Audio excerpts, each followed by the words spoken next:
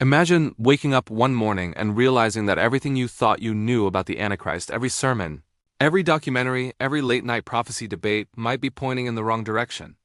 What if the world has spent centuries looking toward the West, toward Rome, toward the United Nations, while the real prophetic trail has been hiding in plain sight, buried in the very scriptures we claim to know? Before we dive into this, pause for just a moment, hit that like button, subscribe, and comment with the exact time and location you're watching this video from. Trust me, what you're about to hear may change how you read Bible prophecy forever. For thousands of years, believers have speculated about the birthplace of the Antichrist. Some say Europe. Others insist it will be America. Still others believe he will rise from a revived Roman Empire. But what if prophecy, and I mean the actual text of Scripture, suggests something far more unexpected? Something ancient, geographical, and deeply connected to the earliest enemies of God's people. What if the clues left by Daniel, Ezekiel, Isaiah, and John in Revelation all point to a single region? A region where empires rose and fell, where kings claimed to be gods, and where Israel's darkest battles were fought. A land that has always opposed the God of Abraham, Isaac, and Jacob. Think about this. Daniel never once mentions Rome directly by name. The Bible speaks of kingdoms symbolically, but the language repeatedly brings our attention to territories east, north, and south of Israel, Assyria, Babylon, Persia, and the Seleucid Kingdom. These ancient nations all share one thing in common. They were located in what we now call the Middle East. So the question becomes, why have we been trained to think that the Antichrist must be a European politician when the prophetic trail leads us somewhere else entirely? Let's take Daniel 8 as an example. Many scholars overlook this chapter, yet it contains one of the most precise prophetic roadmaps in Scripture. Daniel describes a little horn that emerges from the divisions of the Greek Empire, not the Roman Empire. Historically, the Greek Empire under Alexander the Great split into 4 regions: Macedonia, Greece, Egypt, and the Seleucid Empire, which covered modern-day Turkey, Syria, Iraq, and parts of Iran. It is from this region, specifically the Seleucid territory, that Antiochus Epiphanes, the foreshadowing of the Antichrist, arose. Now pause and think. If the prototype came from the Middle East, why wouldn't the final Antichrist come from the same region? But it gets deeper. Revelation 17 speaks of a beast that was and is not, and yet will be. This strange description echoes something ancient: a kingdom that once existed, fell, and will rise again at the end of the age. Some point to Rome, but Rome never fully disappeared. It just transformed. But the Assyrian Empire? Gone. Babylon? Gone. Persia? Gone. Yet the Bible repeatedly connects the Antichrist with the title, the Assyrian, especially in books like Micah and Isaiah. Why would God call the Antichrist the Assyrian if he had no connection to that region? Isaiah 10 calls the oppressor of the last days the king of Assyria. Micah 5 says the Messiah will deliver Israel from the Assyrian in the last days. That is not symbolic language. It's geographical language. Now I want you to imagine the shock this will cause for millions of believers who have spent their lives looking in the wrong direction.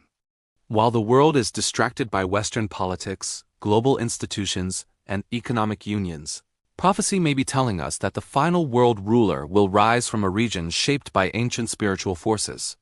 A region where Nimrod built the first kingdoms. A region where the Tower of Babel stood.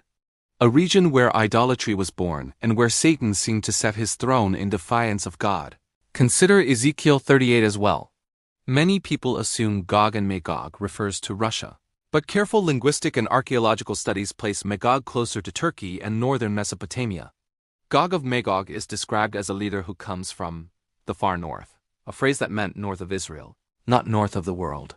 Turkey sits directly north of Israel, and historically, this region produced some of the most powerful enemies of God's people. If the Antichrist leads or emerges from this coalition, then his rise is tied not to Europe, but to the Middle Eastern territories where prophecy continually directs our attention. And what about Revelation 13? The beast that emerges has characteristics of a leopard, a bear, and a lion, the same symbols used in Daniel to describe Greece, Persia, and Babylon. Notice what's missing: Rome. Instead, the beast is a composite of the ancient Middle Eastern empires that oppressed Israel long before Rome was even a thought. Could this be a clear biblical hint that the Antichrist rises from the same region these kingdoms ruled? Now, imagine a man emerging from that region today, a region currently filled with political upheaval, religious tension, and spiritual hunger. A man who speaks peace while holding a sword behind his back. A man who unites nations that have been at war for centuries.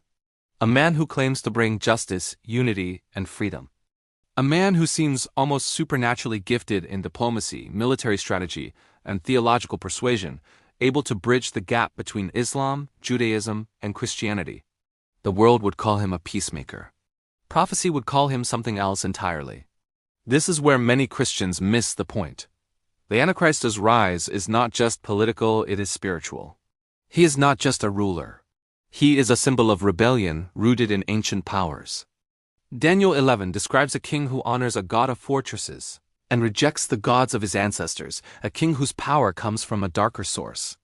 This aligns far more with Middle Eastern prophetic imagery than with European political tradition. The territory where the Antichrist rises is not just a random location. It is a stage where spiritual forces have battled for dominance since the dawn of civilization. And now let me challenge you. If the Antichrist truly emerges from the Middle East, not Europe, not America, not Rome, what does that mean for how we interpret current events? What alliances should we pay attention to? What rising leaders should believers watch more closely? What treaties, peace accords, or regional coalitions might be setting the stage for the fulfillment of prophecy right now? If you're still watching, tell me the exact time you're at right now in the comments and the country you're watching from. Your engagement helps push this message further so more people can understand the truth of what Scripture actually teaches. And if you haven't yet, please like this video, subscribe, turn on notifications, and share this with someone who studies Bible prophecy. We need to get this truth out while there is still time. Because the world is changing faster than most realize. Borders are shifting, alliances are forming. Ancient hostilities are resurfacing. Nations are preparing for something unprecedented. And as prophecy unfolds in real time, the rise of this mysterious figure, the Antichrist, may be much closer than we think. Not from the places tradition has told us to look, but from the very lands where humanity first rebelled, where false gods first rose, where ancient kingdoms declared war against the God of heaven. The stage is being set not in Washington, not in Brussels, not in Rome, but in the cradle of civilization, where prophecy says the final storm will begin. Stay alert. Stay discerning. And stay connected, because in the next part of this series, we're going deeper into what this means for Israel, for the church, and for every believer watching this unfold. Hit that like button, subscribe, share, and comment where you're watching from. The truth is unfolding, and you don't want to miss what comes next.